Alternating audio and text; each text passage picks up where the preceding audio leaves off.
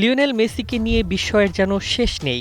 ক্যারিয়ারের শেষ প্রান্তে দাঁড়িয়েও তিনি প্রমাণ করে চলেছেন, মহাতারকারা বয়সে নয়, মুহূর্তে নিজেদের পরিচয় দেন। ইংল্যান্ডের বিপক্ষে বিশ্বকাপ সেমিফাইনালে সেটাই আবার দেখালেন আর্জেন্টাইন অধিনায়ক লিওনেল মেসি। আটলান্টার লড়াইয়ে ৫৫ মিনিটে অ্যান্থনি গর্ডনের গোলে এগিয়ে যায় ইংল্যান্ড।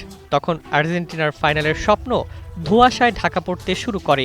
কিন্তু ম্যাচ যত শেষের দিকে গড়িয়েছে, ততই নিজের ছন্দে ফিরেছেন মেসি। ৮৫ মিনিটে তার বুদ্ধিদীপ্ত পাস থেকেই দূরপাল্লার দুর্দান্ত শটে সমতা ফেরান এনজো ফার্নান্দেজ। এরপর যোগ করা সময়ের দ্বিতীয় মিনিটে আবারও জাদু।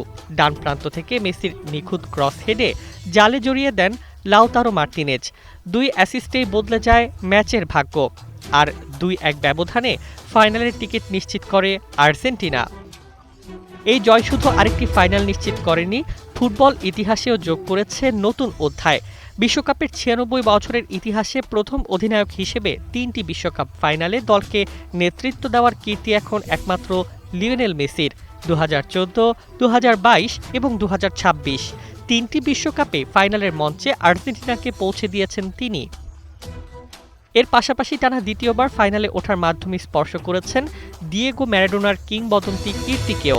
তবে যেখানে ম্যারাডোনা থেমেছিলেন, সেখানে নতুন ইতিহাস লিখেছেন মেসি। এখন সামনে শেষ লড়াই। প্রতিপক্ষ স্পেন। বিশ্ব চ্যাম্পিয়নের মুকুট ধরে রাখার স্বপ্নে বিভোর আর্জেন্টিনা, আর সেই স্বপ্নের কেন্দ্রবিন্দুতে আছেন একজনই, লিওনেল মেসি। রবিবারের ফাইনালে ইতিহাস কি আরও একবার তার পায়ের ছোঁয়ায় নতুন রূপ পাবে? এখন সেই অপেক্ষায় পুরো ফুটবল বিশ্ব। Desk report, Bangladesh bulletin.